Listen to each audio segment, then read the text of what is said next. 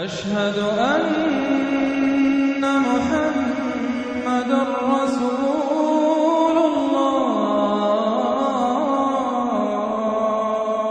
لله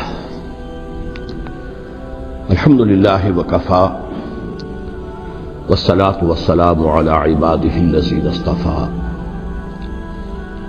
خصوصا على أفضلهم وخاتم النبيين محمد الأمين وعلى آله وصحبه أجمعين. أما بعد فقد قال الله تبارك وتعالى كما ورد في سورة البقرة: أعوذ بالله من الشيطان الرجيم بسم الله الرحمن الرحيم ولا تقولوا لمن يقتل في سبيل الله أموات بل أحياء ولكن لا تشعرون. وقال عز وجل كما ورد في سورة آل عمران: ولا تحسبن الذين قتلوا في سبيل الله أمواتا بل أحياء عند ربهم يرزقون. وقال جل وعلا كما ورد في سورة القصص: تلك الدار الآخرة نجعلها للذين لا يريدون علوا في الأرض ولا فسادا والعاقبة للمتقين. صدق الله العظيم. رب اشرح لي صدري ويسر لي أمري واحلل عقدة من لساني يفقهوا قولي. اللهم ربنا ألهمنا رشدنا وأعذنا من شرور أنفسنا. اللهم أرنا الحق حقا وارزقنا اتباعه وأرنا الباطل باطلا وارزقنا اجتنابه. آمين یا رب العالمین. آپ کے علم میں ہے کہ آج ماہ محرم الحرام کی 15 تاریخ ہے. گویا کہ ابھی یوم عاشورہ کو گزرے ہوئے بمشکل 5 دن ہوئے. میں نے آج سے کوئی 11 دن قبل کراچی ہی میں فاران کلب کے زیر اہتمام ایک خاصے بڑے اجتماع سے خطاب کرتے ہوئے قرآن مجید کا فلسفہ شہادت بیان کیا تھا. اگرچہ میرا مین مضمون تھا قرآن مجید کا فلسفہ شہادت، تاہم اس کے ساتھ ہی میں نے، کیونکہ یہ عام طور پر بھی شہادتوں کا زمانہ شمار ہوتا ہے، ذی الحجہ میں حضرت عثمان رضی اللہ تعالیٰ عنہ شہید کیے گئے. یکم محرم الحرام کو حضرت عمر رضی اللہ تعالی عنہ کی وفات ہوئی ہے، اگرچہ وہ زخمی ہو گئے تھے 28 ذی الحجہ کو. پھر یہ سانحہ کربلا پیش آیا ہے 10 محرم کو. تو یہ دن ہوتا ہے ایسا کہ جس میں انہی موضوعات پر تقاریر ہوتی ہے. تو میں نے فلسفہ شہادت کے ساتھ ساتھ ایک ضمیمے کے طور پر خلفائے ثلاثہ کی شہادت اور سانحہ کربلا کا تاریخی پس منظر بھی بیان کیا، لیکن وہ میرا اصل موضوع نہیں تھا. اصل وقت صرف ہوا تھا قرآن کا فلسفہ شہادت میں. اور دوسرے یہ کہ ان تاریخی پس منظر کے بیان میں بھی ظاہر بات ہے کہ اب سانحہ کربلا تک پہنچتے پہنچتے وقت بھی ختم ہو رہا تھا اور میری ہمت بھی اب جواب دے رہی تھی، اس لیے اس کا ذکر بہت ہی اجمال کے ساتھ ہوا تھا. اس کے اگلے ہی روز ٹیلی ویژن کے زیر اہتمام ایک مذاکرہ ہوا، اور وہ مذاکرہ جو ہے وہ پھر ٹیلی کاسٹ کیا گیا ہے عین یوم عاشورہ کو، 10 محرم الحرام کی شب.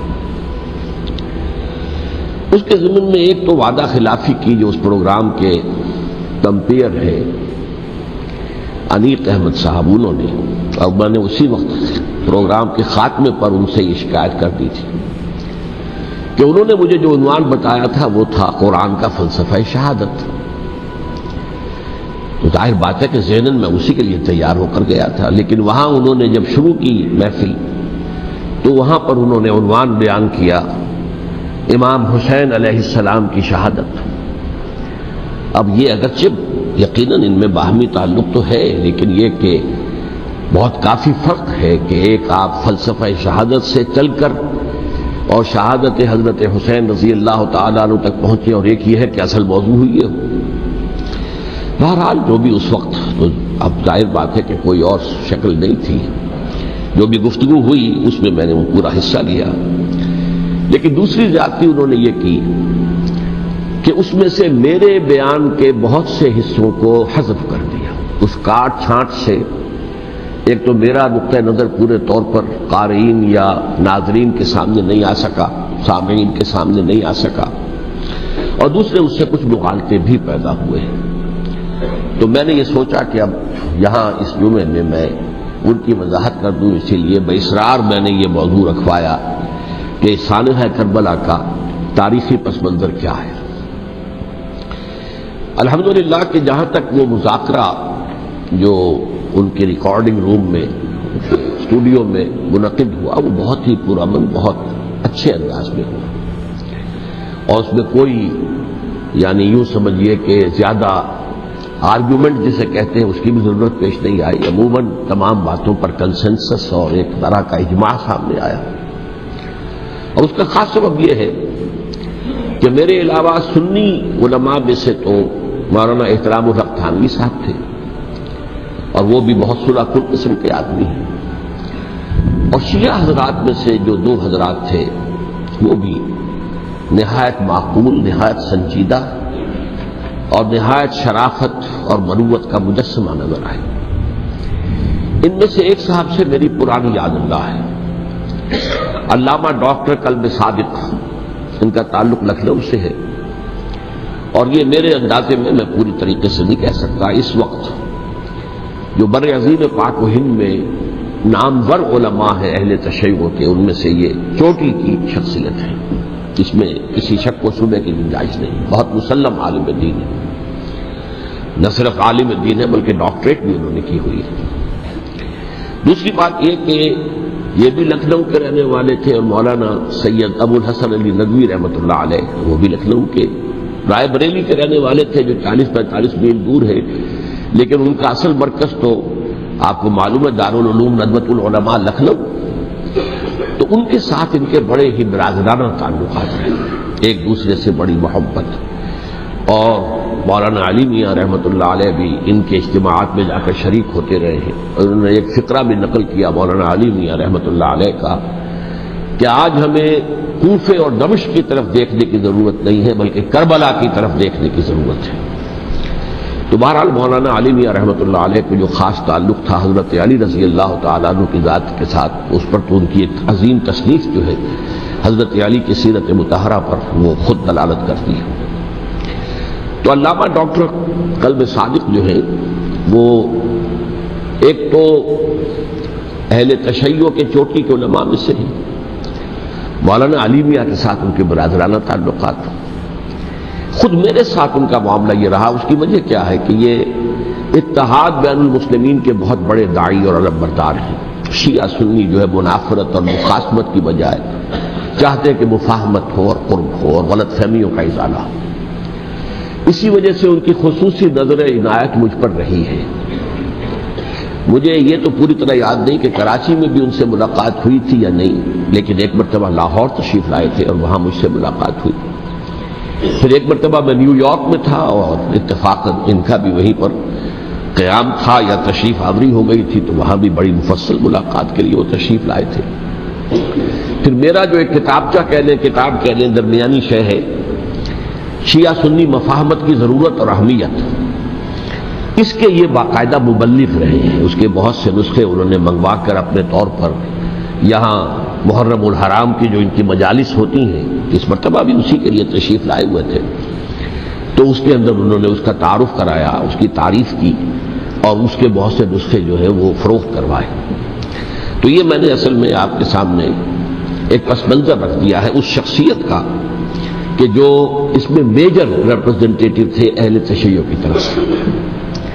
انہوں نے ایک نکتہ جو بیان کیا، واقعہ یہ ہے کہ میرا ذہن بھی ادھر منتقل نہیں ہوا تھا اس سے پہلے، انہوں نے فرمایا کہ یہ اللہ کے راستے میں شہید ہو جانے والے کو جو اللہ کے راستے میں قتل ہو جائیں، سورہ بقرہ میں تو فرمایا انہیں مردہ مت کہو، وَلَا تَقُولُوا لِمَن يُقْتَلُ فِي سَبِيلِ اللَّهِ أَمْوَاتٌ بَلْ أَحْيَاءٌ وَلَٰكِن لَّا تَشْعُرُونَ، وہ تو زندہ ہے لیکن تمہیں ان کا شعور نہیں ہے۔ لیکن سورہ آل عمران کے اندر جو آیت آئی ہے وَلَا تَحْسَبَنَّ الَّذِينَ قُتِلُوا فِي سَبِيلِ اللَّهِ أَمْوَاتًا بَلْ أَحْيَاءٌ عِندَ رَبِّهِمْ يُرْزَقُونَ، ہرگز مت سمجھنا ان کو جو اللہ کی راہ میں قتل ہو جائیں کہ وہ مردہ ہیں، وہ زندہ ہیں، اپنے رب کے پاس سے رزق پا رہے ہیں۔ تو انہوں نے کہا کہ اللہ تعالیٰ کی راہ میں قتل ہو جانے والوں کو مقتول کہنا ہی نہیں سمجھنا بھی غلط ہے. دل سے بھی بات جو ہے وہ یہ نہیں ہونی چاہیے کہ وہ مردہ ہے، بلکہ وہ زندہ ہے. اس شد و مد کے ساتھ وَلَا تَحْسَبَنَّ، ہرگز نہ سمجھنا ان کو جو اللہ کی راہ میں قتل ہو جائیں کہ وہ مردہ ہے. وہ تو زندہ ہے، اپنے رب کے پاس سے رزق پا رہے ہیں. اس در میرا ذہن نہیں گیا تھا، میں اس کو تسلیم کر رہا ہوں. دوسرے جو شیعہ عالم دین تھے، مجھے ان کا پورا نام مستحضر نہیں ہے. نقوی صاحب، وہ بھی ڈاکٹر بھی ہیں اور عالم دین ہیں، وہ بھی تھے، اور وہ بھی بہت ہی یوں سمجھیے کہ یعنی دلیل کو تسلیم کرنے والے اور بہت ہی معقول انداز میں گفتگو کرنے والے تھے. بہرحال جب وہ مذاکرہ شروع ہوا تو سب سے پہلے ڈاکٹر قلب صادق صاحب کو دعوت دی گئی کہ وہ اظہار خیال کریں. انہوں نے انہی 2 آیتوں کے حوالے سے جو ابھی میں نے بیان کی ہے ایک نقطہ بھی بیان کیا، کچھ اور باتیں بھی بیان کی. اس کے بعد جب میری باری آئی تو میں نے کہا کہ مجھ سے کچھ اور سوال کیا گیا تھا، لیکن میں نے کہا کہ میں پہلے بات وہیں سے شروع کرنا چاہتا ہوں. سوال یہ کیا گیا تھا ڈاکٹر قلب صادق سے کہ قرآن کا فلسفہ شہادت کیا ہے. تو میں نے کہا جو سوال آپ نے ان سے کیا تھا میں اس کے جواب سے اپنی بات شروع کرنا چاہتا ہوں کہ میرے نزدیک قرآن مجید میں اللہ کی راہ میں قتل ہونے کے لیے لفظ شہادت آیا ہی نہیں ہے. حدیث میں ضرور آیا ہے بصیغہ مجہول، فقد استشہد، اس کی شہادت قبول کر لی گئی یا اس کو شہید بنا لیا گیا. اور اس معنی میں صرف ایک جگہ پر امکان ہے پورے قرآن میں، سورہ آل عمران کی ایک آیت میں، وَيَتَّخِذَ مِنْكُمْ شُهَدَاءَ، کہ وہاں اس کے معنی لیے جا سکے مقتول فی سبیل اللہ کے، باقی کہیں بھی نہیں. یہ تو اصل میں کار رسالت کے لیے ایک اصطلاح ہے. ہر رسول شاہد بن کر آیا، شہید بن کر آیا. یہاں دنیا میں وہ اپنے عمل سے، اپنے قول سے انفرادی اجتماعی سطح پر حق کی گواہی دیتا رہا، اور قیامت کے دن کھڑے ہو کر پروزیکیوشن وٹنس کی حیثیت سے اپنی قوم کے خلاف گواہی دے گا کہ اللہ میں نے ان کے سامنے تیرا پیغام پہنچا دیا تھا، اب جو کچھ انہوں نے کیا اس کے ذمہ دار یہ ہے. دے کانٹ پلیڈ اگنورنس، وہ یہ نہیں کہہ سکتے کہ ہمیں معلوم نہیں تھا، ہمیں بتایا نہیں گیا تھا. بہرحال اس پر مجھے بڑی خوشی ہوئی جب علامہ نقوی صاحب نے اس نقطے کو بہت سراہا اور انہوں نے تسلیم کیا کہ کچھ دنوں سے مجھے بھی یہ خیال ہو رہا تھا، یعنی یہ کہ یہ کوئی زیادہ پرانا خیال ان کا نہیں تھا. انہوں نے فرمایا کچھ دنوں سے مجھے بھی یہ خیال ہو رہا تھا کہ قرآن میں تو یہ لفظ شہید اور شہادت اس معنی میں ہے ہی نہیں. میرا گمان یہ ہے کہ چونکہ اس موضوع پر میں نے بہت تقریریں کی ہیں، سال ہر سال سے تقریریں کر رہا ہوں، قرآن کا فلسفہ شہادت کیا ہے، اور اس کے حوالے سے یہ کہ امت مسلمہ کا کیا فرض منصبی ہے، شہادت علی الناس کی کیا ذمہ داری ہے جو امت مسلمہ پر ہے. تو یہ تو میری دعوت قرآنی کے اہم مضامین میں سے ہے. تو ہو سکتا ہے کہ میری ہی کسی تقریر کی کوئی اڑتی ہوئی خبر ان کے کانوں تک پہنچی ہو، واللہ عالم. لیکن انہوں نے اس نقطے کو سراہا اور مجھے اللہ کے فضل و کرم سے مجھے اس پر خوشی ہوئی کہ بجائے اس کے کہ وہ اس پر کوئی آرگیومنٹ کرتے، کوئی بحث و تبحیث کرتے، انہوں نے میری اس بات کو تسلیم کیا اور اس کی گویا کہ تائید کی.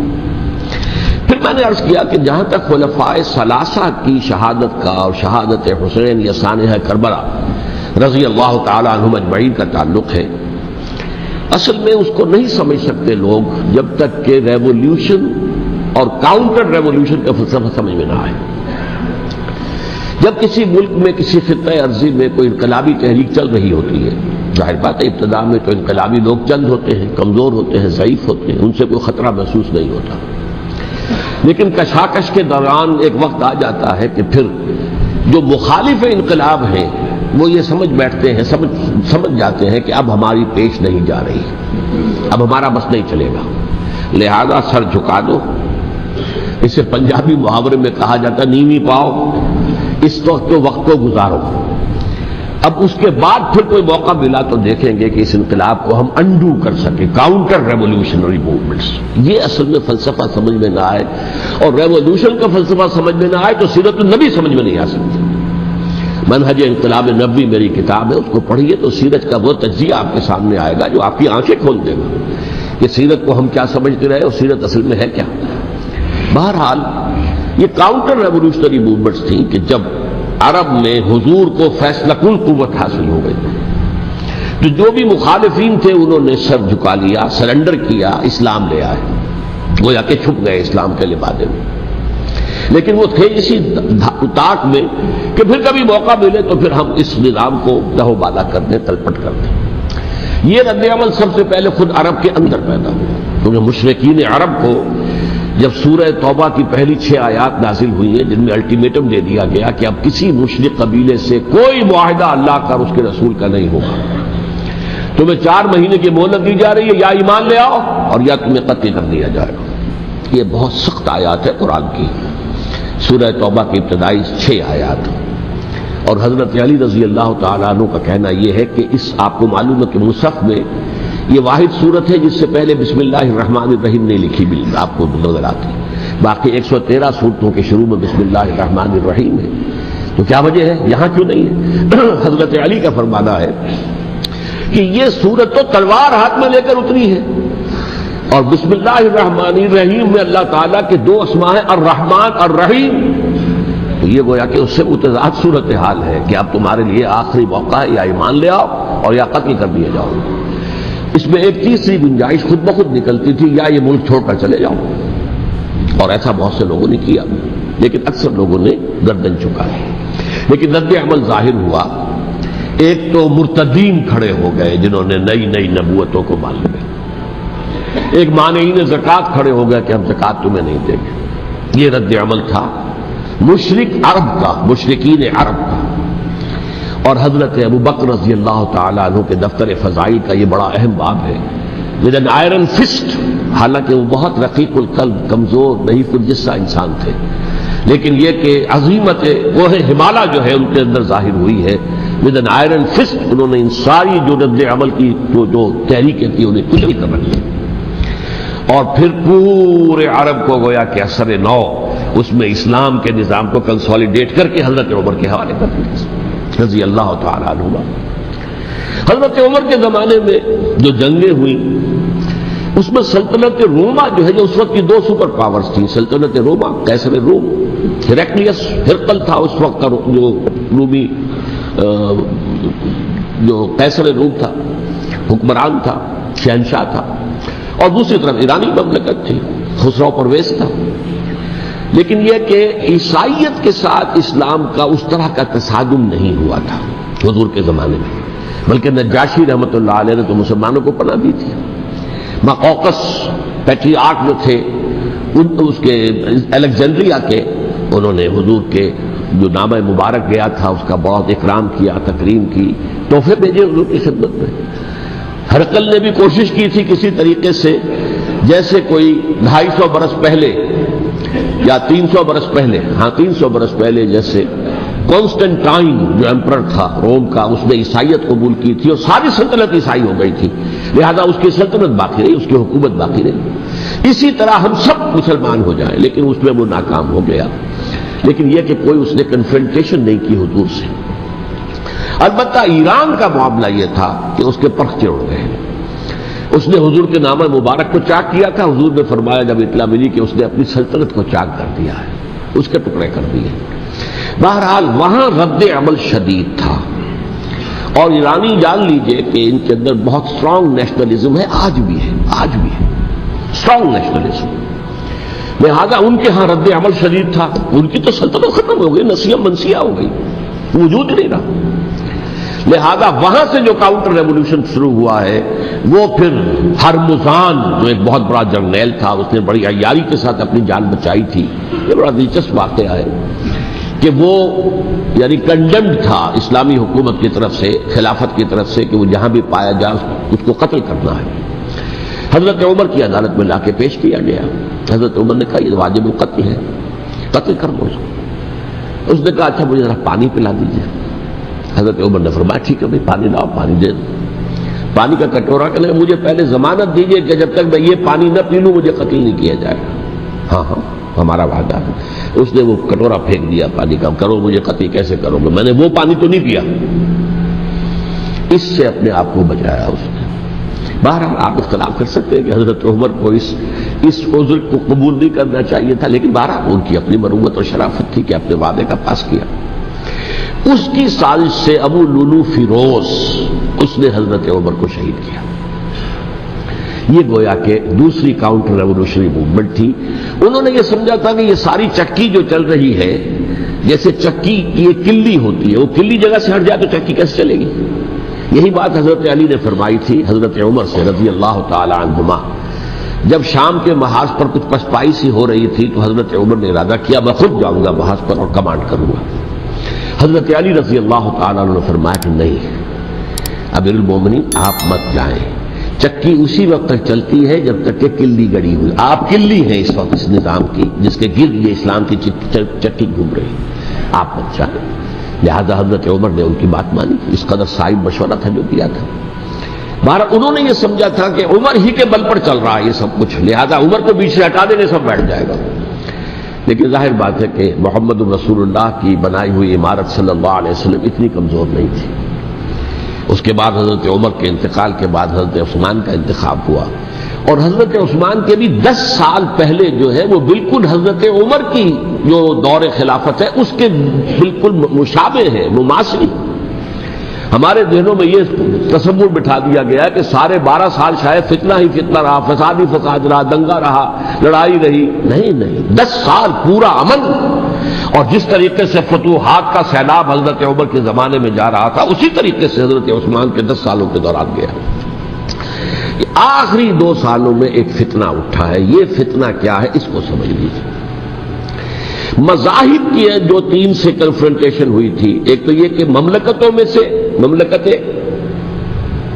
ہرقل، مملکت روم، مملکت ایران، رومی سلطنت کی 2 ٹانگیں مسلمانوں نے توڑ دی، شمالی افریقہ سے نکال دیا، مغربی ایشیا سے نکال دیا، لیکن یورپ میں وہ قائم تھا، اس کی سلطنت تھی، لیکن ایرانی سلطنت کا بالکل کیا پاچا ہو گیا، ختم ہو گیا۔ اسی طریقے سے 3 مذاہب سے کنفرنٹیشن ہوئی، مشرکین عرب سے، اس کا میں بیان کر چکا ہوں، ان کا پہلا وار حضرت ابوبکر کے عہد خلافت میں ہو گیا۔ دوسرے جو عیسائیوں کا معاملہ تھا ان سے بھی کوئی تصادم نہیں ہوا حضور کے حیات طیبہ کے دوران، لیکن جو یہودیت بطور مذہب، اس کو ظاہر بات ہے کہ اسلام نے اس کو ختم کیا تھا کم سے کم جزیرہ نما عرب سے۔ مدینے میں 3 قبیلے تھے جو اپنی غداری کی وجہ سے اور اپنی صلح کو توڑنے کے جرم کی پاداش میں 2 نکالے گئے، اور تیسرا جو ہے اس کے تمام جو بھی جوان افراد تھے انہیں قتل کیا گیا۔ پھر خیبر پر حملہ کیا گیا اور خیبر کو جو ہے فتح کیا گیا، وہ یہودیوں کا بہت بڑا گڑھ تھا، اور جو مدینے سے نکالے گئے تھے وہ بھی وہیں جا کر مقیم ہو گئے تھے۔ تو اس اعتبار سے، اور پھر یہودی اپنے آپ کو سمجھتے تھے اللہ کی طرف سے دنیا میں جو نمائندہ جو ہے امت وہ ہم ہیں، اب انہیں معزول کر کے امت محمد کو وہاں پر کھڑا کر دیا گیا صلی اللہ علیہ وسلم۔ لہذا وہ بہت زیادہ جو سمجھیے ایگریوڈ، سب سے زیادہ جن کو گزند پہنچا ہے حضور کے دست مبارک سے، وہ یہودی تھے۔ لہذا ان کا جو رد عمل آیا ہے وہ ہے جس کے نتیجے میں حضرت عثمان شہید ہوئے، حضرت علی شہید ہوئے، حضرت حسین شہید۔ اب اس چیز کو اچھی طرح سمجھیے، یہ جو رد عمل ہے یہ ایک شخص کے ذریعے سے آیا، اور اسی لیے بعض لوگ یہ سمجھتے ہیں کہ یہ خامخواہ کی کہانی ہے، کیا ایک آدمی اتنا بڑا کام کر سکتا ہے؟ عبداللہ ابن سبا ایک یہودی جو اسلام کا لبادہ اوڑھ کر حضرت عثمان کے عہد خلافت میں مدینے میں آ گیا، ٹھیک، اس کے بارے میں تو میں بعد میں عرض کروں گا، لیکن ایک شخص کیا کچھ کر سکتا ہے اس کی مثال بس آپ دے دوں آپ کو۔ پہلے حضرت مسیح علیہ السلام کے پورے دین کو ایک شخص نے ختم کر دیا، سینٹ پال جسے دنیا جانتی ہے جس کے نام سے، توحید کو تثلیث میں بدل دیا۔ حضرت عیسیٰ علیہ السلام تو توحید کی تلقین کر کے گئے تھے، توحید ختم، تثلیث آ گئی، جس میں پہلے باپ ماں اور بیٹا تھے، اس کے بعد باپ بیٹا اور روح القدس ہو گئے، تثلیث۔ نمبر 2، شریعت موسوی کو ساقط کر دیا، لہذا اب پالزم جو ہے، کرسچینٹی نہیں رہی، وہ حضرت عیسیٰ کو کہہ کر گئے تھے کہ شریعت موسوی تم پر لاگو رہے گی، نافذ رہے گی، ساقط کر دیا۔ نمبر 3، اس نے عیسائیت کے دائرہ تبلیغ کو وسیع کر دیا، جنٹائلز یا گوئمز کے اندر بھی، غیر یہودیوں میں، حالانکہ حضرت مسیح کہہ کر گئے تھے کہ تمہیں صرف یہودیوں سے خطاب کرنا ہے، اور میں صرف اسرائیل کے گھرانے کی کھوئی ہوئی بھیڑوں کی تلاش میں آیا۔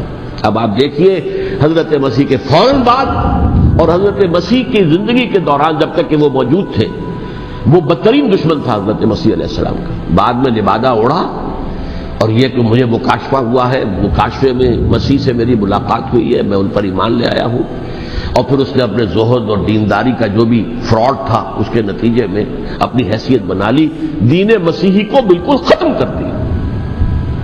آج کہاں ہے وہ دین مسیحی؟ دی 100 کے مصنف نے بھی صاف لکھا ہے کہ جب تک حضرت مسیح دنیا کے اندر موجود تھے، عیسائیت کی حیثیت یہودیت نے ایک فرقے سے زیادہ نہیں تھی، یہودیوں کا ایک فرقہ، ایک جماعت بس۔ یہ سینٹ پال ہے جس نے اسے ایک مستقل مذہب کی حیثیت اختیار کی ہے، تو اٹ شوڈ بی کالڈ پالزم، اور یہ ایک آدمی کا کارنامہ۔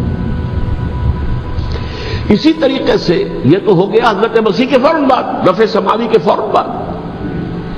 1500 برس کے بعد ایک تحریک چلی ہے یورپ کے اندر، اصلاح مذہب، اور اس کی پشت پر بھی یہودی ذہن تھا۔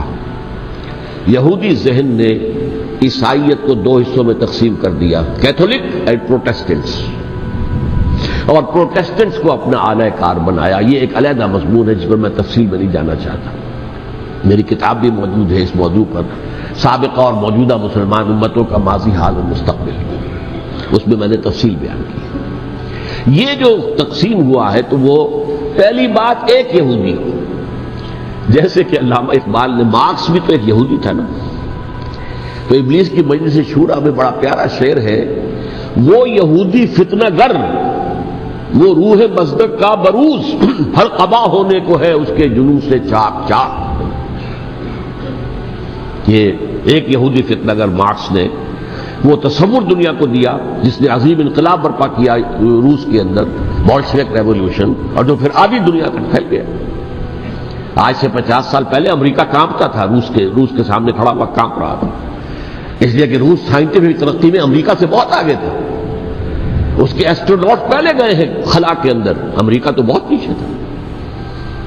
بہرحال اس نے جس طریقے سے USSR کا خاتمہ کرایا ہے وہ ایک علیحدہ بات ہے، میں اس وقت اس طرف نہیں جانا چاہتا، لیکن جان لیجئے کہ وہ ایک شخص کا کارنامہ، وہ یہودی فتنہ گر، وہ روح مصدق کا بروز، ہر قبا ہونے کو ہے اس کے جنون سے تار تار۔ اسی طرح وہ عبداللہ ابن سبا، یہودی فتنہ گر۔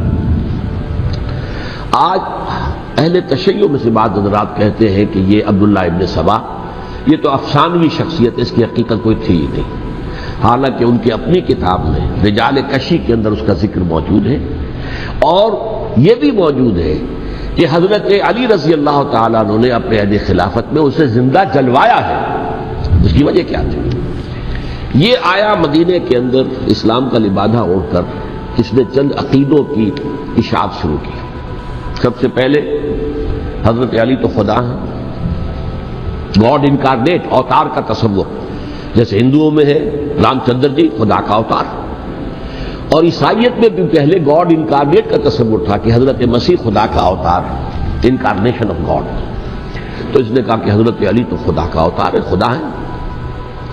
نمبر 2، اس نے کہا کہ ہر نبی کا ایک وصی ہوتا ہے جس کے حق میں وہ وصیت کرتا ہے، تو حضور صلی اللہ علیہ وسلم کے وصی حضرت علی ہیں، لہذا خلیفہ تو اول روز سے حضرت علی ہے، حضرت ابو بکر، حضرت عمر، حضرت عثمان یہ تو غاصب ہے، اور حضرت عثمان کی خلافت تھی اس وقت تو خاص طور پر۔ پھر اس نے جو قبائلی عصبیت تھی اسے بھڑکایا۔ پرانی جو عصبیت چل رہی تھی قریش کے اندر، وہ 2 گھرانے ایک دوسرے کے مد مقابل تھے۔ دیکھیے، ایک ہوتا ہے قبیلہ، ایک ہوتا ہے گھرانہ۔ ہمارے پنجاب میں ایک قبیلہ ہے وٹو قبیلہ، اس کے گھرانے بہت سے، مانے کے، لالے کے، سجے کے، شامت کے، یعنی کوئی لالا تھا ان میں سے بڑا، ان کے بیٹے ہو گئے لالے کے، ان کی اولاد، خاندان یہ کہلاتے ہیں۔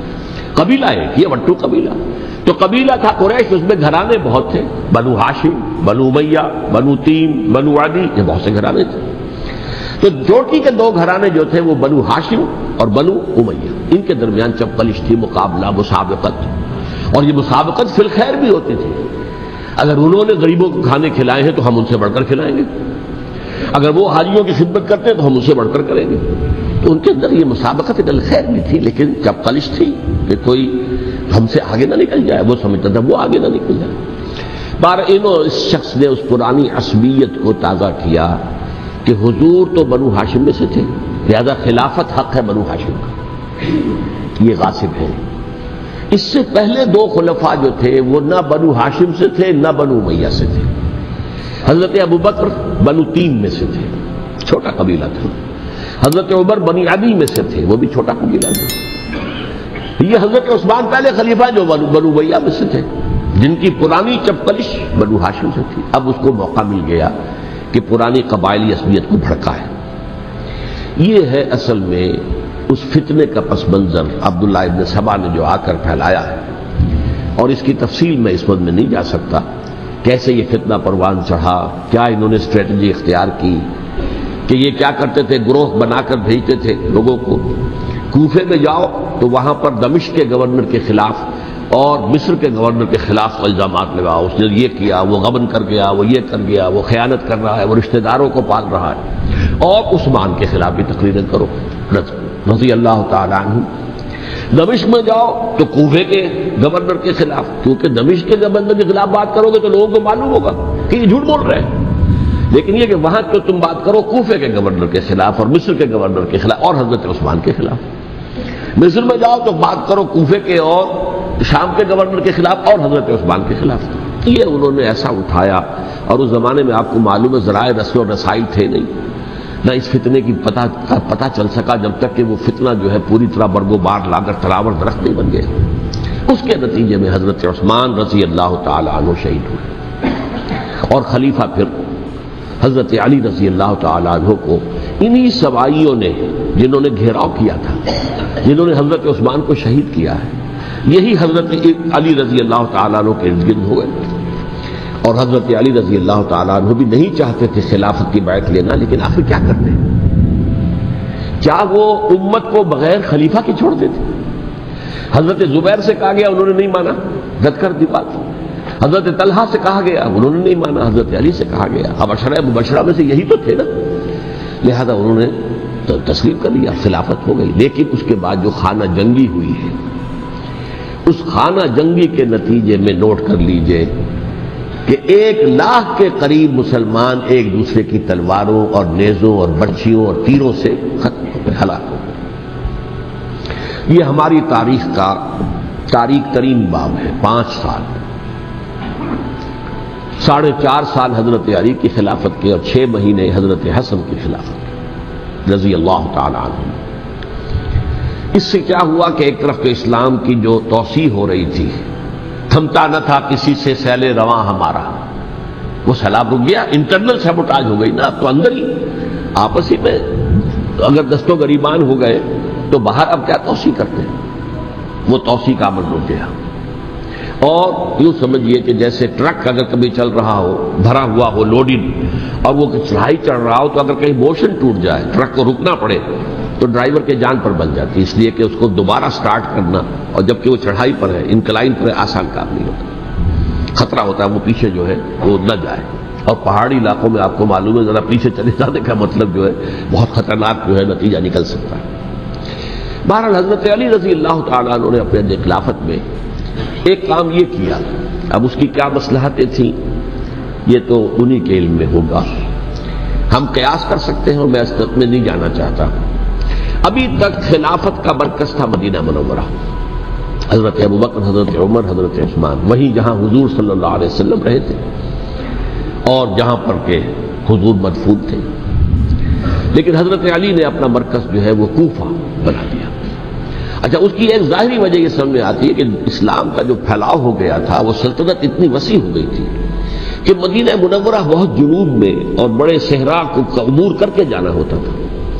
کوفہ جبکہ ایسی مقام پر تھا کہ جہاں سے مشرقی راستہ جا رہا ہے ایران کو، عراق کے اندر تو ہے وہ شہر کوفہ، اور پھر ایران اور خراسان اور ہندوستان کو راستہ جا رہا ہے. وہیں سے شمال کی طرف جا رہا ہے، شام کی طرف اور ترکی کی طرف. اور وہاں سے پھر یہ کہ مغربی افریقہ کو بھی کنٹرول کرنا، جو شمالی افریقہ کو، وہ بھی آسان تھا. بہرحال حضرت علی نے کوفہ کو اپنا مرکز بنایا، اور نتیجہ یہ ہوا کہ سبائیوں کا بھی مرکز وہی بن گیا، کیونکہ انہوں نے اپنے آپ کو گردا گرد رکھا حضرت علی کے رضی اللہ تعالیٰ. اب ظاہر بات ہے کسی پرٹیکولر پرسن کے خلاف تو کوئی مقدمہ موجود تھا نہیں، بلکہ جب جنگ جمل ہو رہی تھی، ابھی جنگ نہیں ہوئی تھی، حضرت عائشہ، حضرت طلحہ، حضرت زبیر وہ لے کر آئے تھے لشکر اس مطالبے کے لیے کہ حضرت عثمان کے قاتلوں کو سزا دی جائے، قصاص لیا جائے. حضرت علی رضی اللہ تعالیٰ عنہ سے گفت و شنید ہو رہی تھی. حضرت علی جو ہے اس پر آمادہ ہو گئے کہ ٹھیک ہے میں جو بھی قاتلین عثمان ہیں ان کو گرفتار کر کے سزا دوں گا۔ عین اسی وقت کوفے کی مسجد کے اندر جو ہے 10,000 کا مجمع کھڑا ہو گیا، ہم سب قاتل عثمان ہیں، لو ہم سے بدلہ کہاں سے لوگے؟ اور انہوں نے کیا کیا، جاتے ہی جنگ چھیڑ دی۔ جب چھڑ جائے تو یا مرو یا مارو، اس کے سلاوت کوئی چارہ کار ہوتا ہی نہیں۔ ایک رات میں 10,000 مسلمان شہید ہوئے، جن میں 2 عشرہ مبشرہ میں سے حضرت زبیر اور حضرت طلحہ رضی اللہ تعالیٰ عنہ۔ تو یہ صورت تھی سبائیوں نے گھیراؤ کیا حضرت علی کا رضی اللہ تعالیٰ عنہ۔ حضرت معاویہ دعوے دار نہیں تھے خلافت کے، قطعاً نہیں، ان کا صرف ایک دعویٰ تھا، اور وہ یہ تھا کہ عثمان کے قاتلوں کو گرفتار کرو، یا خود سزا دو یا ہمارے حوالے کرو، ہم اس سے قصاص لیں گے۔ اس لیے کہ قبیلہ بنو امیہ کا تھا اور حضرت امیر معاویہ بنو امیہ میں سے، تو ایک خاندانی طور پر جو ہے ہم قصاص لیں گے ان سے جنہوں نے قتل کیا ہے حضرت عثمان کو۔ لیکن یہاں ظاہر بات ہے کہ حضرت علی رضی اللہ تعالیٰ عنہ کی طرف سے مطالبہ یہ ہوتا تھا تم پہلے میری بیعت کرو، میرے ہاتھ مضبوط کرو تاکہ میں ان کے خلاف کوئی اقدام کر سکوں۔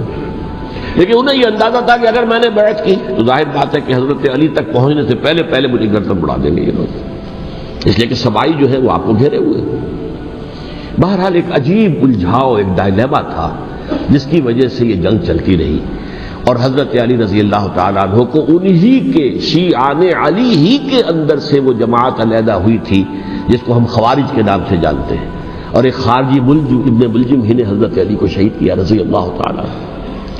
پھر حضرت حسن رضی اللہ تعالیٰ عنہ، اب دیکھیے کس قدر صحیح بات تھی جو حضرت علی رضی اللہ تعالیٰ عنہ نے فرمائی جب ان سے کہا گیا کہ کیا ہم آپ کے بیٹے حسن کے ہاتھ پر بیعت کر لیں رضی اللہ تعالیٰ عنہ؟ فرمایا نہ میں تمہیں اس کا حکم دیتا ہوں نہ میں اس سے روکتا ہوں، یہ تمہارا معاملہ ہے، امرہم شورا بینہم، تم اپنے باہمی مشورے سے جو فیصلہ کرو گے ٹھیک ہے، میں نہ حکم دیتا ہوں نہ روکتا ہوں۔ اس کا کیا مطلب ہے؟ باپ کے بعد بیٹے کی خلافت ہرگز حرام نہیں ہے، ورنہ کہتے کیسے ہو سکتا میرا بیٹا؟ نہیں، یہ نہیں کہا آپ نے۔ حضرت عمر سے بھی کہا گیا تھا کہ اپنے بیٹے کو نامزد کر دیں، عبداللہ ابن عمر کو، تو انہوں نے جواب میں کیا کہا؟ اسے تو طلاق دینی بھی نہیں آتی۔ انہوں نے اپنی کسی زوجہ کو طلاق دی تھی اور اس میں جو صحیح ترین طریقہ ہے وہ اختیار نہیں کیا تھا، انہیں طلاق دینے تک نہیں آتی تو میں اسے خلیفہ بنا دوں۔ یہ نہیں کہا تھا کہ باپ کے بعد بیٹا خلیفہ نہیں ہو سکتا، یہ تو نہیں کہا، کہیں حرام نہیں ہے، نہ کتاب و سنت میں، نہ کوئی حدیث ہے، نہ کہیں قرآن مجید میں۔ تو حضرت علی نے بھی فرمایا رضی اللہ تعالی نہ میں روکتا ہوں نہ حکم دیتا ہوں، یہ تمہارا اپنا معاملہ ہے۔ بہرحال حضرت حسن رضی اللہ تعالی عنہ نے حضرت امیر معاویہ سے صلح کر لی، خلافت ان کے سپرد کر دی۔ دیکھیے میں حضرت ابوبکر، حضرت عمر، حضرت عثمان، حضرت علی کے ساتھ حضرت حسن کے دور خلافت کو بھی خلافت راشدہ میں سے سمجھتا ہوں، اور تبھی 30 سال پورے ہوتے ہیں اس حدیث کے مطابق کہ حضور نے فرمایا خلافت 30 برس رہے گی پھر ملوکیت آ جائے گی۔ تو حضرت حسن کا بہت بڑا کارنامہ یہ ہے کہ اس خانہ جنگی کا دروازہ بند کر دیا، اور یہ پیشن گوئی تھی حضور کی صلی اللہ علیہ وسلم حضرت حسن کو جب بچے تھے حضور کے انتقال سے پہلے، میرا یہ بیٹا مسلمانوں کے 2 گروہوں میں صلح کرائے گا، یہ حضور کی پیشن گوئی تھی، اور وہ پیشن گوئی حضرت حسن کے علم میں بھی ہوگی یقیناً۔ بہرحال انہوں نے صلح کی حضرت امیر معاویہ کے ساتھ رضی اللہ تعالی عنہ، خلافت ان کے حوالے کر دی، اور کچھ شرائط تھی طے ہو گئی، اللہ خیر سکتا۔ حضور کی تو یہ پیشن گوئی جو ہے صحیح ثابت ہوئی کہ میرا یہ بیٹا مسلمانوں کے 2 بڑے گروہوں کے درمیان صلح کرا دے گا، اور سبائیوں نے انہیں تانے دیے یا عار المومنین، اے مومنوں کے لیے موجب عار، موجب شرم، تم نے بزدلی دکھائی ہے، تم نے امیر معاویہ کو خلیفہ تسلیم کر لیا، تم نے بزدلی دکھائی، معاذ اللہ ثم معاذ اللہ ثم معاذ اللہ۔ اب میں کچھ باتیں حضرت امیر معاویہ کے بارے میں کہنا چاہتا ہوں، اس لیے کہ وہاں اس میں نے حضرت معاویہ کے بارے میں یہ تو بہت شدت کے ساتھ کہا تھا، اور میں اب بھی اس پر قائم ہوں اور پوری طریقے سے قائم ہوں۔ میرا مستقل موقف یہی ہے کہ حضرت معاویہ رضی اللہ تعالیٰ عنہ کے دور خلافت کو ہم خلافت راشدہ میں شامل نہیں سمجھتے، اہل سنت میں سے کوئی بھی نہیں سمجھتا، لیکن اس کے ساتھ میں نے حضرت امیر معاویہ کے کچھ مناقب بھی بیان کیے تھے تاکہ پلڑا جو ہے ترازو کا اس کے دونوں پلڑے سامنے آ جائیں، لیکن یہ وہ حصہ میرے اس بیان کا نکال دیا گیا، ختم کر دیا گیا۔ یہ میں نہیں جانتا کہ اس میں کیا مصلحت دیکھی گئی ہے اس میں تو کسی کے لیے کوئی معاملہ ایسا نہیں تھا کسی کے جذبات کو جو ہے وہ ٹھیس پہنچانے والا، کیونکہ میں نے کہا وہ خلیفہ راشد نہیں تھے، صاف میں نے کہا، بلکہ وہ دور ملوکیت کا آغاز ان سے ہو گیا ہے۔ بلکہ جب ایک صاحب نے یہ کہا کہ کربلا کے بعد سے دور ملوکیت آ رہی تھی، تو میں نے کہا نہیں جناب، دور ملوکیت تو 20 سال پہلے پوری ہو چکی تھی، شروع ہو چکی تھی۔ حضرت امیر معاویہ کے بھی 20 سال جو ہے وہ دور ملوکیت میں شمار ہے۔ انہیں کسرا العرب بھی کہا گیا، عرب کے کسرا، جو شہنشاہ ایران کا خطاب تھا، حضرت معاویہ رضی اللہ تعالیٰ عنہ کو کسرا العرب کہا گیا، عرب کا کسرا یہ۔ لیکن دوسری طرف یہ ہے کہ وہ صحابی رسول ہے رضی اللہ تعالیٰ عنہ، حضور کے برادر نسبتی بھی ہیں، حضور کے سالے ہیں، ان کی ہمشیرہ ام حبیبہ حضور کی زوجہ محترمہ ہے، ام المومنین ہے ام حبیبہ رضی اللہ تعالیٰ عنہ۔ پھر کس قدر معتمد علیہ تھے حضور کے کہ کاتبان وحی میں شامل تھے، وحی کی کتابت کرنے والے چند لوگ تھے جنہیں کہ حضور کہتے تھے کہ اب یہ آیت لکھ لو، ان میں سے ایک امیر معاویہ بھی رضی اللہ تعالیٰ۔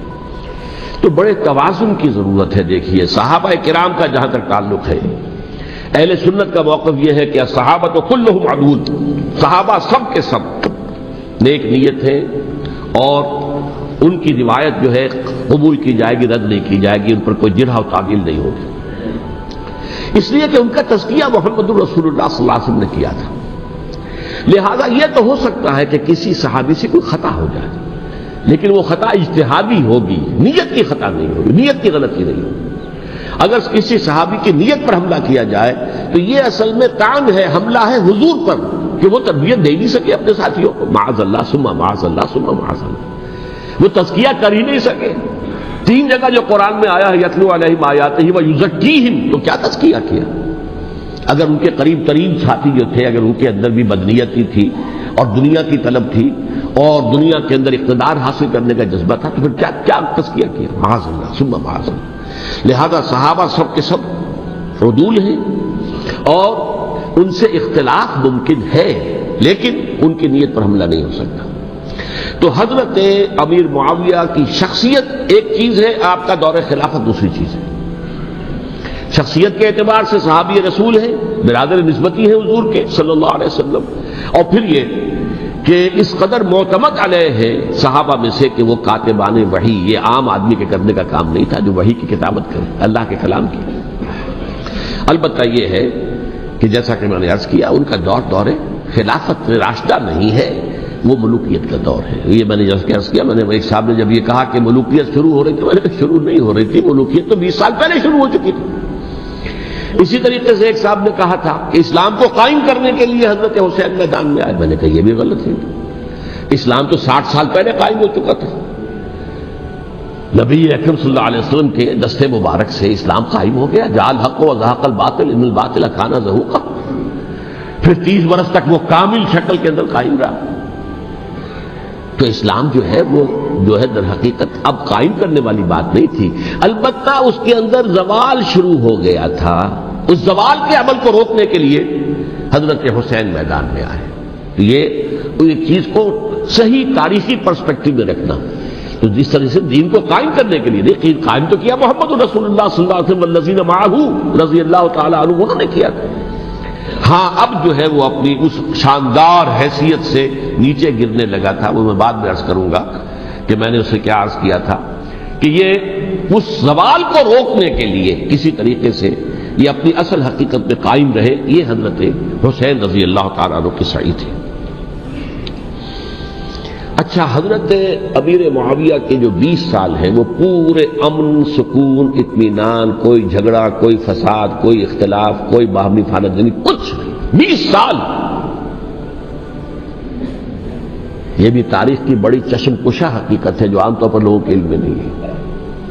سبائی بھی دبتے رہے، حضرت امیر معاویہ کی حکومت اتنی مضبوط تھی، کنٹرول، کہ ان کو کچھ سر اٹھانے کا موقع نہیں ملا، موجود تھے دبکے رہے۔ جیسا کہ میں نے کہا ریولوشن کے آخری مرحلے پر آ کر جو مخالفین ہیں وہ دب جاتے ہیں کہ پھر دیکھیں گے موقع ملے گا تو پھر لیں گے ان سے حساب کتاب۔ 20 سال رہے ہیں پورے امن کے، 10 سال کے بعد یعنی درمیان میں ہے حضرت امیر معاویہ کا عہد خلافت۔ ایک صحابی جو کہ بزرگ صحابہ میں سے ہیں، مغیرہ ابن شعبہ رضی اللہ تعالی عنہ، وہ آتے ہیں اور وہ کہتے ہیں کہ دیکھیے امیر المومنین، کتنی بڑی خانہ جنگی رہی تھی مسلمانوں کی آپس میں، اور اب بھی اگر آپ کسی کو نامزد کیے بغیر چھوڑ گئے امت کو تو پھر خانہ جنگی ہو جائے. 1,00,000 اس وقت جو ہے وہ ہلاک ہوئے تھے، نہ معلوم اب کتنے ہلاک. لہذا آپ اپنی زندگی ہی میں نامزد کر دیجئے کسی کو خلیفہ، ولی عہد بنا دیجئے. حضرت امیر معاویہ نے ابتداءً جو ہے انکار کیا نہیں، لیکن ان کے دلائل ایسے تھے وزنی، اور میں سمجھتا ہوں کہ وہ بات صحیح تھی جو مغیرہ ابن شعبہ نے کہی، اس لیے کہ اب صحابہ کرام میں سے جو کبار صحابہ تھے وہ تو سب دنیا سے رخصت ہو چکے تھے. اب تو یا صغار صحابہ رہ گئے تھے جو حضور کے زمانے میں بچے تھے، حضرت حسن، حضرت حسین، عبداللہ ابن زبیر، یہ بچے تھے نا، یا تو وہ تھے، اور یا بالکل نو مسلم تھے. اور نو مسلموں میں بڑی تعداد وہ تھی جو ایرانیوں کی تھی، شامیوں کی تھی، ادھر کی تھی، ادھر کی تھی. تو ان کو تو ظاہر بات ہے کہ تربیت نبوی سے کیا خلافت راشدہ سے بھی اکثر و بیشتر کو کوئی حصہ ملا ہی نہیں. تو اس صورت میں اب وہ اعلیٰ ترین معیار پر حکومت کے نظام کو قائم کرنا ممکن نہیں ہے. کوئی قبائلی عصبیت جب تک حکومت کی پشت پر نہیں ہوگی، حکومت مستحکم نہیں ہوگی. یہ گویا کہ ایک جس کو کہتے ہیں کہ حقیقت بینی، واقعیت پسندی، ایک آئیڈیلزم ہے اور ایک ریئلزم ہے کہ آپ فیکٹس آن دی گراؤنڈ کو غور کریں، سوچیں اس کے اوپر اور پھر کوئی فیصلہ کریں. اس اعتبار سے پھر حضرت امیر معاویہ نے بات مان لی اور بیعت لے لی لوگوں سے حضرت یزید کے لیے کہ یہ خلیفہ ہوں گے میرے بعد. اس کو ولی عہدی کہتے ہیں. اچھا، اس وقت 5 افراد ایسے تھے کہ جنہوں نے اس سے اختلاف کیا. یہ بات بہت اہم ہے. میرا کتابچہ ہے سانحہ کربلا، اس کے کچھ نسخے آج یہاں ہوں گے، آپ لوگ پڑھیے اسے غور سے اور پھیلائیے تاکہ حقیقت سامنے آئے. 5 افراد کون تھے جو ہونے چاہیے؟ ابو بکر فوت ہو گئے، ان کے بیٹے عبد الرحمن ابن ابی بکر. عمر فوت ہو گئے، ان کے بیٹے عبداللہ ابن عمر. عباس فوت ہو گئے، ان کے بیٹے عبداللہ ابن عباس. زبیر فوت ہو گئے، ان کے بیٹے عبداللہ ابن زبیر.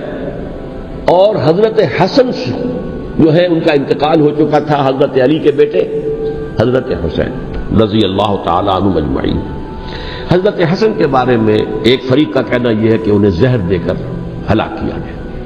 اہل تشیع کا قول یہ ہے، جبکہ اہل سنت کہتے ہیں کہ نہیں، وہ اپنی جو بھی طبی موت تھی اس سے ان کی وفات. لیکن میں اس میں نہیں جانا چاہتا، اس لیے کہ یہ مائکرو ہسٹری جو ہے نا، وہ تو ایک ایک واقعے کے لیے ادھر کی روایات کیا، ادھر کی کیا ہیں، ان کے پاس کیا دلائل، یہ تو کسی ریسرچ اسکالر کا موضوع ہے، میرا موضوع نہیں ہے. لیکن بہرحال یہ 5 حضرات تھے جنہوں نے ولی عہدی کی بیعت نہیں کی. لیکن حضرت معاویہ اتنے حلیم الطبع انسان تھے، انہوں نے جبر نہیں کیا، کوئی تشدد نہیں کیا. ٹھیک ہے، ولی عہدی کی بیعت نہیں کر رہے، کوئی بات نہیں، میری بیعت تو کی ہوئی ہے نا، ابھی تو میں زندہ ہوں، بات ختم ہو گئی. میری بیعت کو تو نہیں توڑا انہوں نے، فسخ بیعت نہیں کی. اس اعتبار سے انہوں نے نہ کوئی تشدد کیا، نہ جبر کیا، نہ کوئی مواخذہ کیا. لیکن جب امیر معاویہ کا انتقال ہو گیا، اب ولی عہدی کی بجائے وہ اب خلافت کی بیعت کی. سب لوگوں نے بیعت کر لی. ان 5 میں سے ایک فوت ہو چکے تھے، حضرت عبد الرحمن ابن ابی بکر فوت ہو چکے رضی اللہ تعالی. 4 تھے، ان 4 میں ایک اختلاف ہوا. 2 کی رائے یہ تھی، عبداللہ ابن عمر، عبداللہ ابن عباس، کہ اگرچہ یہ کام غلط ہوا ہے، اسلام کی روح کے منافی ہوا ہے، یہ بادشاہت کی بنیاد پڑ رہی ہے، لیکن یہ بات ایسی نہیں ہے کہ اس کی بنا پر ہم خانہ جنگی شروع کروا دیں، امت کے اندر خون خرابہ کروائیں، فساد کروائیں. لہذا انہوں نے بیعت کر لی.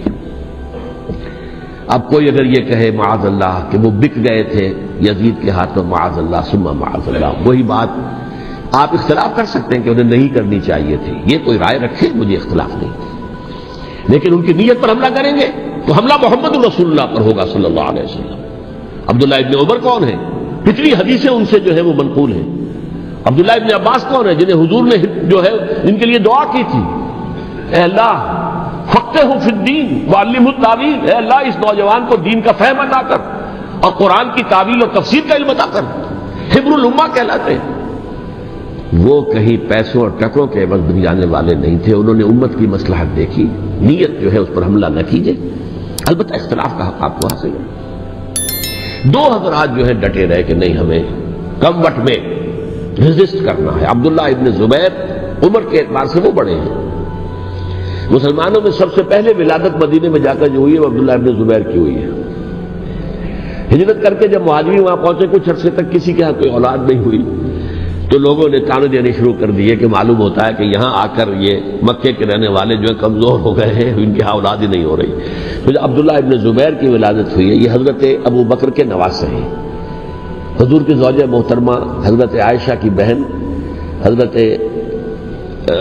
دیکھیے ابھی نام نکل گیا ہے جی, حضرت اسماء رضی اللہ تعالی عنہما, یہ ان کے صاحبزادے ہیں, حضرت زبیر کے بیٹے. ان کا فیصلہ ہوا کہ ہمیں رجسٹ کرنا ہے کم وقت میں, ایٹ اینی کاسٹ. حضرت حسین ابن علی رضی اللہ تعالی عنہما کا بھی فیصلہ ہوا کہ ہمیں رجسٹ کرنا ہے کم وقت میں.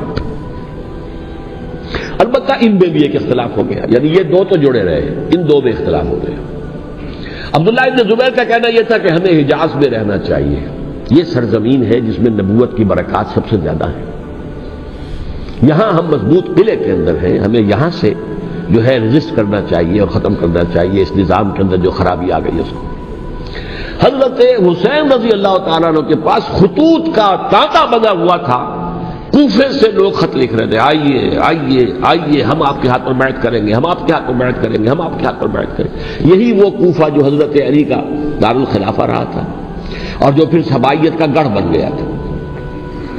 چنانچہ حضرت حسین نے حضرت مسلم بن عقیل کو بھیجا وہاں پر کہ میرے نمائندے کی حیثیت سے جا کر وہاں پر بیعت لو. 10-12 ہزار افراد نے بیعت کر لی.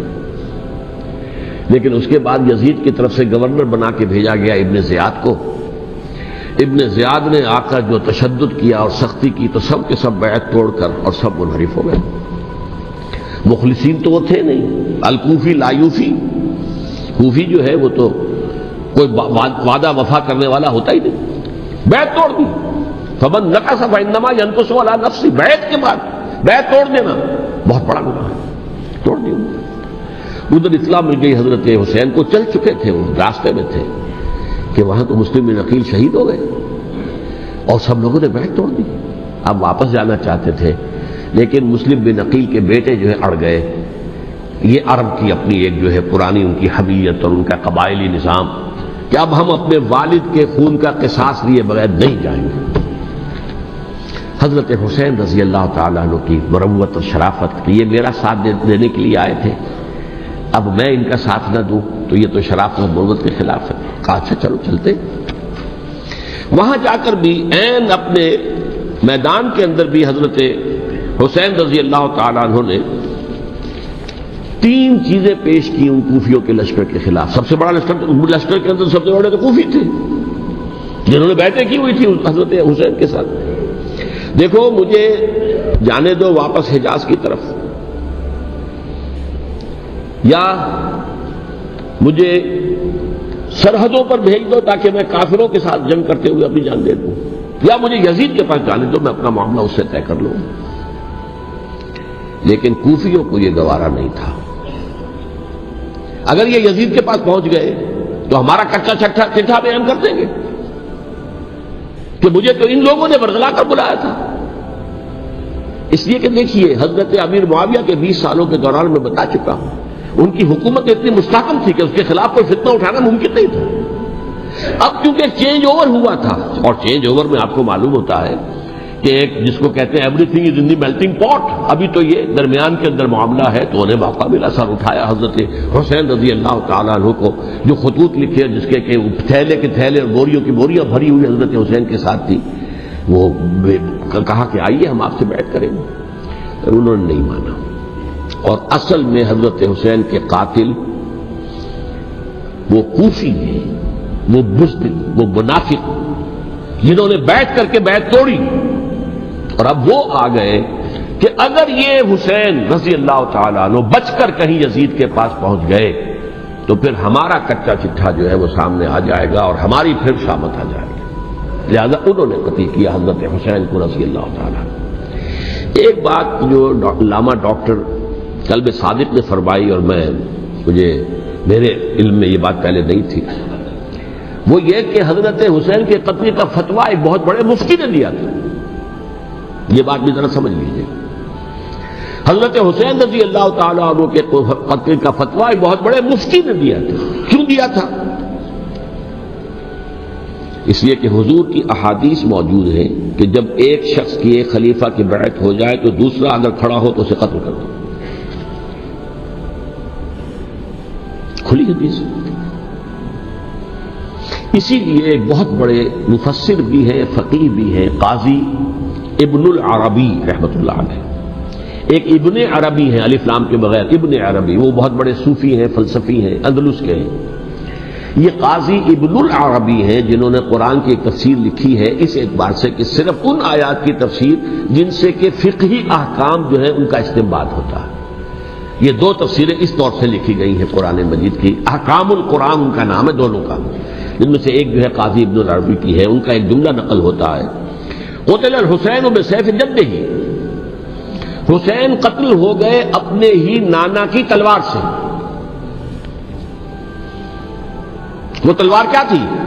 جب کسی کی بیعت ہو چکی ہو پھر کوئی کھڑا ہو مدعی خلافت، میرے نزدیک حضرت حسین مدعی خلافت نہیں تھے. یہ بات اس وقت سامنے لوگوں کے نہیں آئی، بلکہ حکومت نے یہ باور کرا دیا کہ یہ تو باغی ہے، یہ مدعی ہے خلافت کے. انہوں نے تو دعویٰ نہیں کیا خلافت کا، وہ تو صرف اس عمل کو روکنے کے لیے میدان میں آئے تھے. اور اس بات کو اچھی طرح سمجھ لیجئے کہ اس وقت تک یہ جو تصور آج ہمارے پاس ہے کہ ریاست علیحدہ ہے، حکومت علیحدہ ہے. State of Pakistan, we are loyal to the state of Pakistan. ہم ریاست پاکستان کے وفادار ہیں، گورنمنٹ آف پاکستان کے وفادار نہیں ہیں. We are not loyal to the government.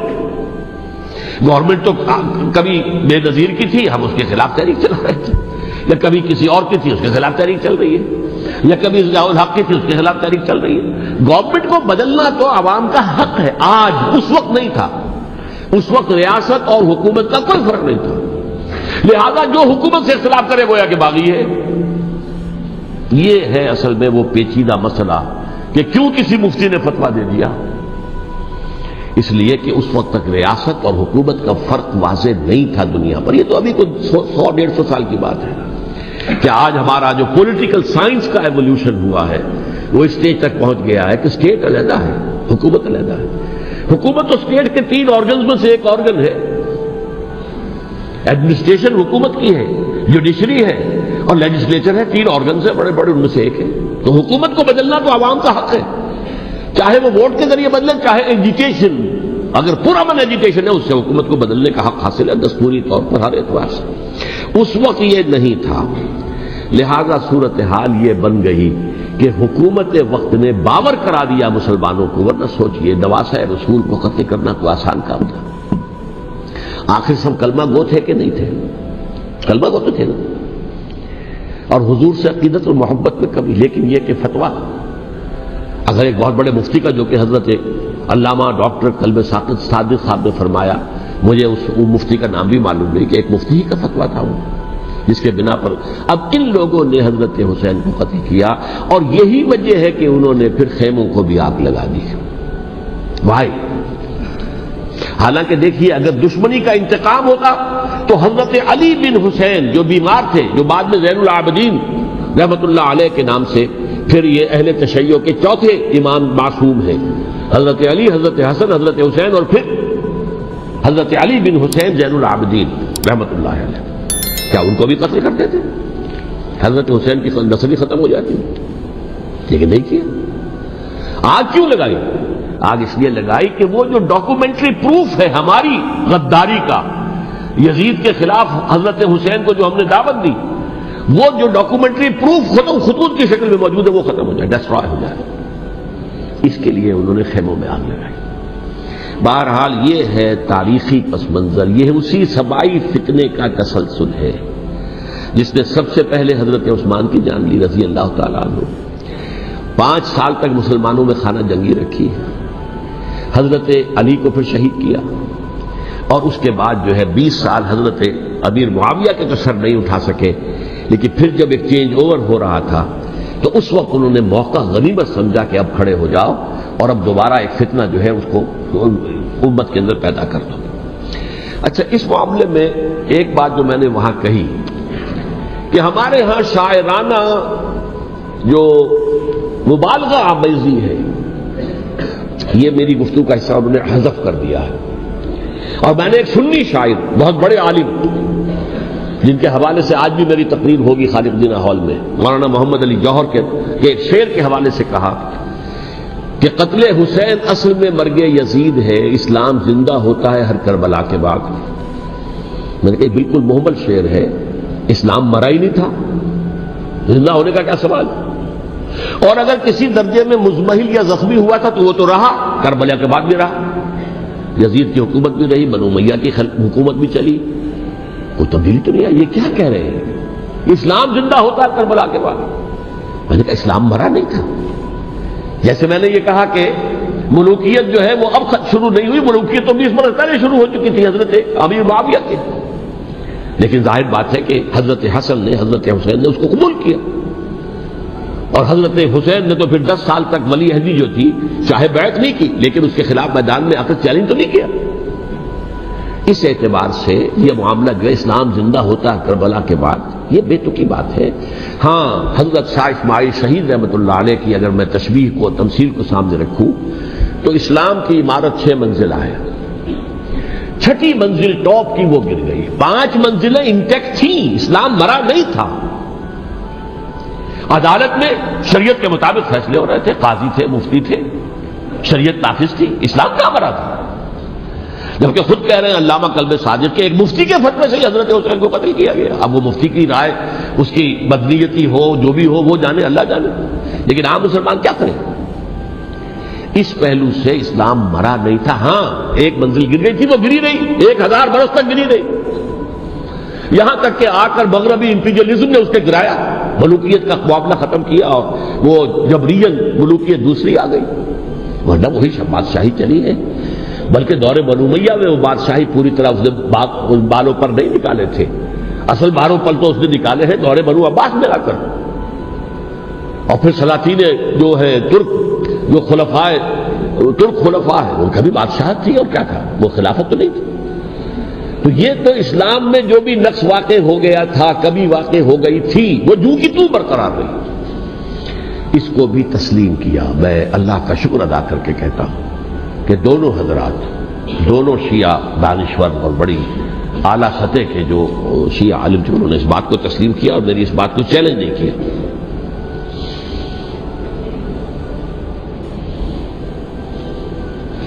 اصل میں تیسری بات میں نے یہ کہی کہ دیکھیے حضرت حسین رضی اللہ تعالی عنہ کی اس شہادت کے بعد، اس کے بعد واقعہ حرہ بھی ہوا، جو واقع کربلا سے بھی بعض اعتبارات سے زیادہ بھیانک اور زیادہ گھناؤنا واقعہ بنو امیہ کی تاریخ ہے، جس کو لوگ جانتے ہی نہیں۔ مدینہ کے کچھ لوگوں نے بغاوت کی اور انہوں نے اس کے خلاف فوج بھیجی، اور فوج کو جو مدینہ فتح کر لیا، 3 دن کے لیے حلال کر دیا، جو چاہو کرو، یہاں جسے چاہو مارو، جسے چاہو لوٹو، جس کا گھر چاہو برباد کرو، جس عورت کو چاہو ریپ کرو۔ اور یہ مدینہ النبی کے اندر ہوا، تو کاٹ کھانے والی ملوکیت کے اندر بہت سے واقعات ہوئے۔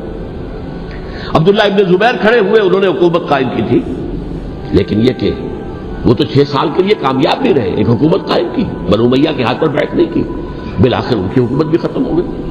پھر حضرت زید کھڑے ہوئے، انہوں نے بغاوت کی، وہ بھی ناکام رہ گئے۔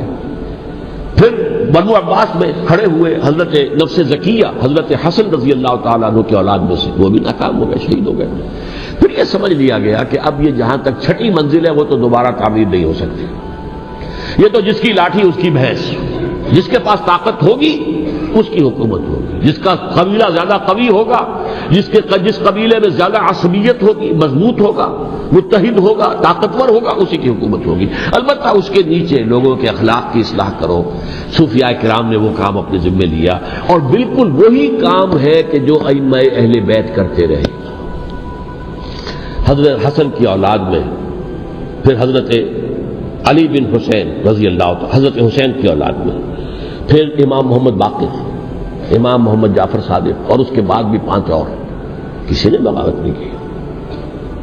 جیسے علماء کرام کام کر رہے تھے اور جیسے صوفیاء کرام کام کر رہے تھے، ایسے ہی وہ مسلمانوں کی علمی تربیت، روحانی تربیت و تزکیہ کر رہے تھے، کسی نے حکومت کو چیلنج نہیں کیا۔ نوٹ کر لیجیے اس بات کو۔ حضرت علی نے بھی چیلنج نہیں کیا تھا، حضرت حسن نے چیلنج نہیں کیا، خود صلح کر لی۔ تو ائمہ اہل بیت جو 12 یہ گنتے ہیں، جن میں سے آخری جو ہے حضرت مہدی کو تو ابھی ظاہر ہونا ہے، ان کے عقیدے کے مطابق وہ روپوش ہے، وہ ظاہر ہوں گے، لیکن 11 حضرات کے بارے میں یہ کہ حضرت حسین کے سوا کسی نے بھی چیلنج نہیں کیا وقت کے نظام، اور حضرت حسین نے بھی اس مغالطے پر کیا کہ کوفی ساتھ دیں گے، اور یہ موقع ہے کہ یہ جو 6ٹھی منزل اسلام کی گر گئی ہے اسے دوبارہ تعمیر کر دیا جائے۔ انہوں نے خلافت کا دعویٰ نہیں کیا تھا، یہ انہیں عوام کو مغالطے میں مبتلا کیا گیا کہ یہ خلافت کا مدعی ہو کر سامنے آیا۔ جیسا کہ میں نے آپ سے کہا تھا، امیر معاویہ نے حضرت علی کے عہد خلافت میں کبھی خلافت کا دعویٰ نہیں کیا، مدعی خلافت نہیں تھے وہ تو یہ کہتے تھے کہ قاتلان حسین جو ہے، قاتلان عثمان کو سزا دو، قصاص دو، بس۔ اسی طرح حضرت حسین نے بھی، اب دیکھیے اس ضمن میں اس میں کوئی شک نہیں ہے، حضرت حسین رضی اللہ تعالی عنہ کی جو شہادت ہوئی ہے، ان کے ساتھیوں کی، اعزاء و اقارب کی، تاریخ انسانی میں یہ عزم، ہمت، شجاعت، مثابرت، صبر، استقلال، استقامت، اس کی بہت روشن مثال ہے، بہت روشن مثال ہے، بہت روشن مثال ہے، لیکن اس سے تاریخ کی رفتار پر کوئی اثر نہیں پڑا۔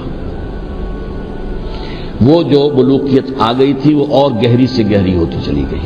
واقعہ کربلا کے بعد تو واقعہ ہررا ہوا میں نے گنوا دیا آپ کو، اس سے زیادہ تو میرے خیال میں کہ اور ہمارے لیے لائق شرم جو ہے کوئی واقعہ ہے ہی نہیں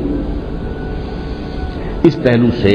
لیکن حضرت حسین کا ایک، اب ان کو یہ کہ میں مطلب یہ کہ اگر میں ان کے ہاتھ پر بیعت کر لیتا ہوں جو کہ اس وقت سامنے موجود تھے کہ یزید کی بیعت تمہارے ہاتھ پر کرتا ہوں، تو گویا کہ اپنے آپ کو سرنڈر کر دیتے۔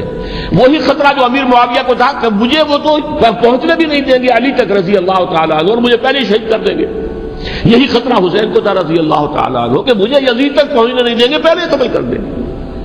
اور ویسے بھی یہ ایک شرافت، مروت اور حمیت اور غیرت اور عزت نفس کا تقاضا بھی تھا کہ بھائی معاملہ ہے یزید کا، میرا مجھے وہاں جانے دو، اللہ اللہ خرف ہوگا، یو کین اسکورٹ می، میرے دائیں بائیں چلو تاکہ میں کہیں اور بھاگ نہ جاؤں تمہارے خیال میں، مجھے وہاں پہنچا دو، میں وہاں پہ جا کر سے معاملہ کر لوں۔ لیکن انہوں نے قتل کیا، اصل قاتلان کوفی، وہی سبائی۔ البتہ یہ ہے کہ اس واقعے کی جو یادگار ہے اس میں کوئی شک نہیں ہے کہ اس نے مسلمانوں میں سے ایک گروہ کے دل میں قربانی اور شہادت کا جذبہ بہت پیدا کیا، اس میں کوئی شک نہیں۔ اور جس طریقے سے کہ عاشورہ محرم میں یاد منائی جاتی ہے، جس طریقے سے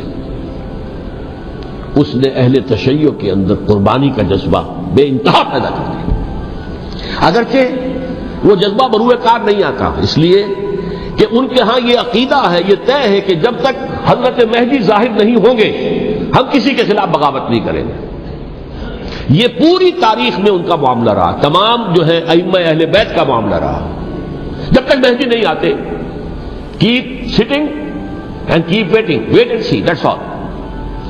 یہ تو خمینی صاحب نے کیا ہے، آیت اللہ خمینی صاحب نے، کہ انہوں نے یہ ایران کے شیعوں کو باور کرایا کہ بھائی جب آئیں گے حضرت مہدی آ جائیں گے، لیکن ہم اب ہاتھ پر ہاتھ رکھ کر بیٹھے رہیں،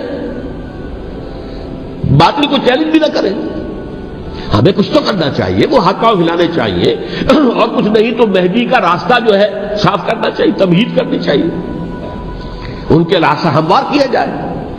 تو یہ ان کی بڑی عظمت ہے آیت اللہ خمینی صاحب کی کہ اہل تشیع ایران کے جو ہے ان سے انہوں نے یہ بات منوا لی کہ ہم بالکل انرٹ نہیں بیٹھے رہیں گے، بلکہ اب انہیں نائب امام قرار دے کر اور ولایت فقیہ کے فلسفے کے حوالے سے، یہ دو چیزیں ان کی جو ہیں بنیادی فلسفے کی ہیں، وہ اس وقت میرا موضوع نہیں ہے، انہوں نے عوام کو ایسا کھڑا کیا ہے کہ 20,000 سے لے کر 30,000 کے درمیان انسانوں نے جانیں دے دی، عورتوں کے جلوس نکلے، شیرخوار بچہ گود میں ہے عورت کے، اور گولی کھا رہی ہے، مر رہی ہے، گر رہی ہے۔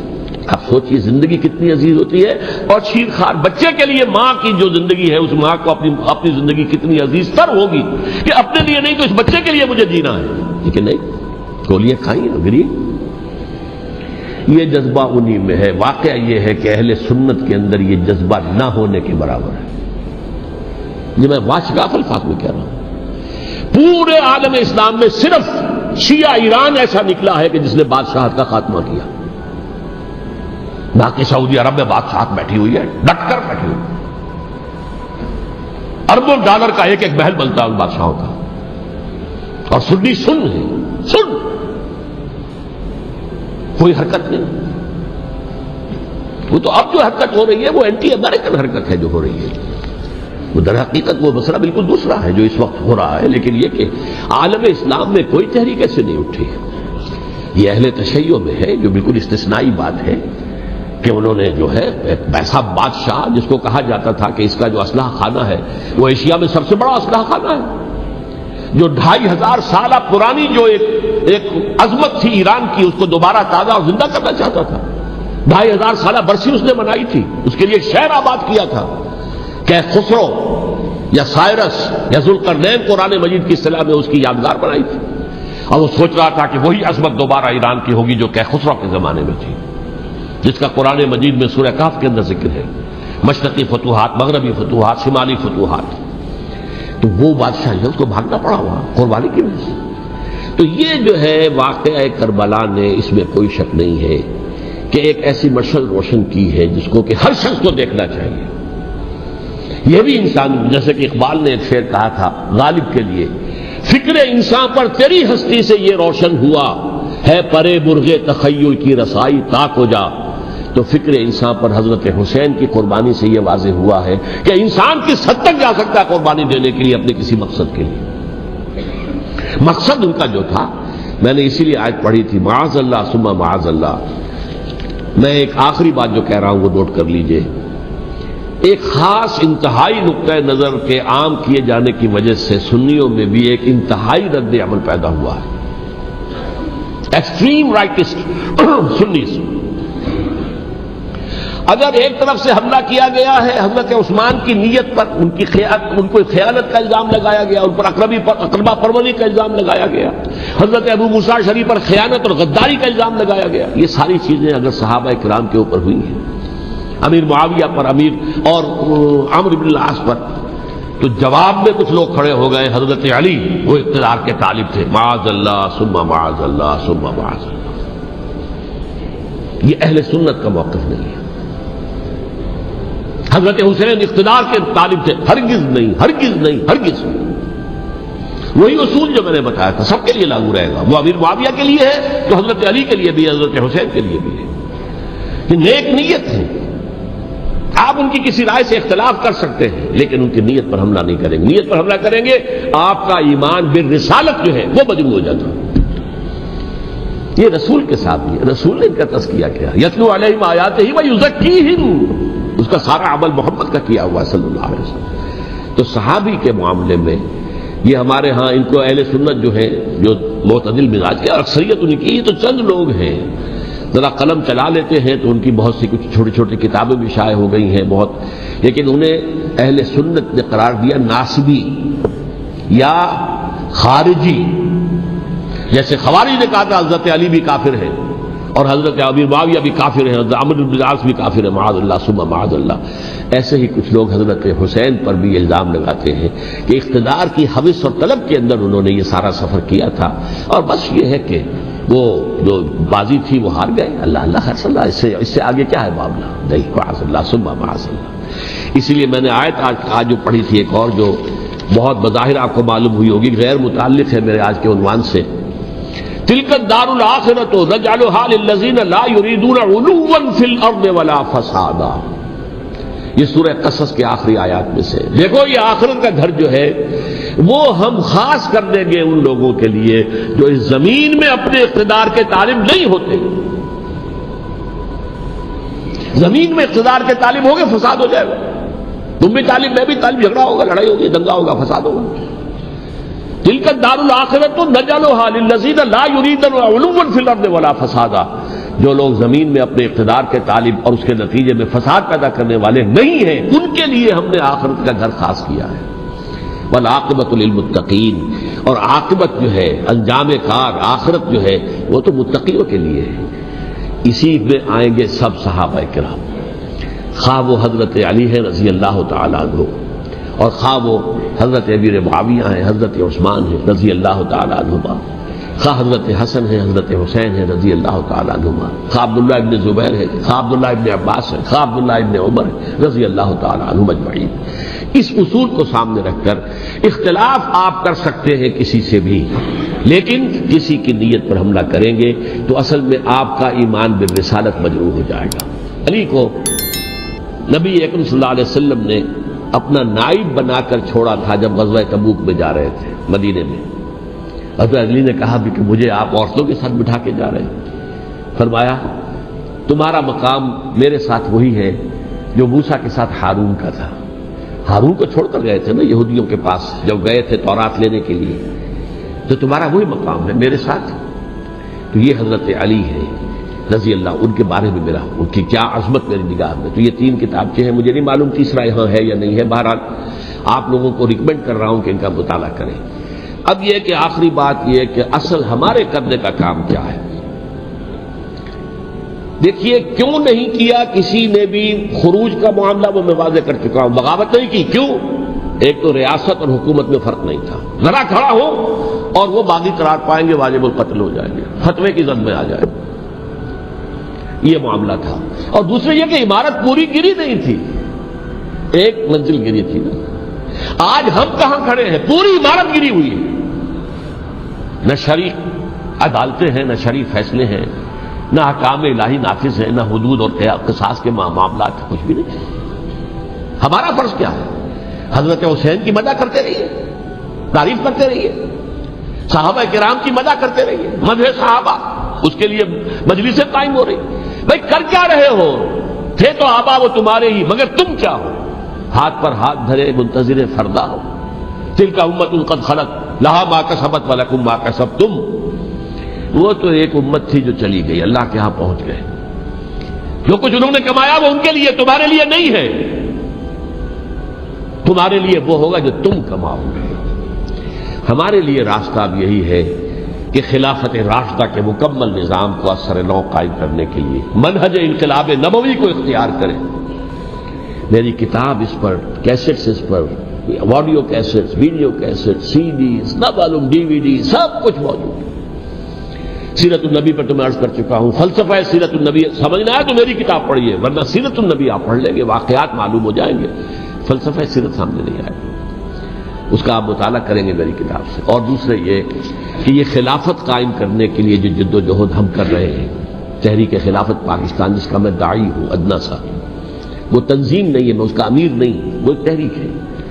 جیسے تحریک پاکستان کہلاتی تھی، جس کی تنظیم تھی مسلم لیگ، پارٹی کا نام مسلم لیگ تھا، لیکن تحریک پاکستان، اس طرح تحریک خلافت پاکستان وہ ہم نے چلائی ہے تنظیم اسلامی کے تحت۔ یہ خلافت جب پہلی چلی تھی آج سے 84 سال قبل، نومبر 1921 میں خالد دینا ہال میں وہ مقدمہ چلا تھا، جس کے نتیجے میں بڑے بڑے جو لیڈر تھے ہمارے، مولانا محمد علی جوہر اور مولانا حسین مدنی اور مولانا ابوالکلام آزاد، ان سب کو 2 سال کی قید کی سزا سنائی گئی تھی، بغاوت، مقدمہ بغاوت، یہ خالد دینا ہال تھے۔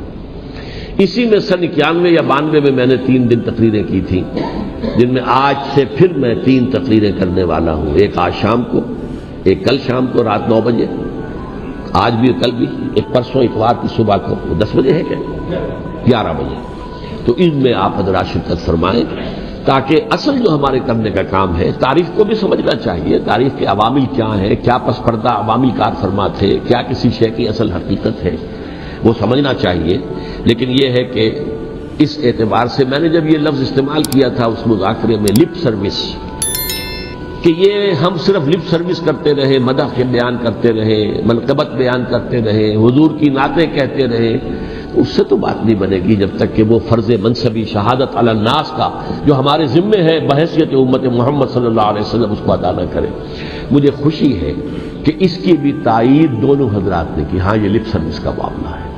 اللہ تعالی حضرت حسین کے نقش قدم پر چلتے ہوئے، بلکہ اصل میں تو ہمارے لیے اسوہ رسول ہے محمد صلی اللہ علیہ وسلم کا، اس پر چلتے ہوئے ہم پاکستان میں اسلامی کا نظام خلافت قائم کرنے کی جد و جہد کریں۔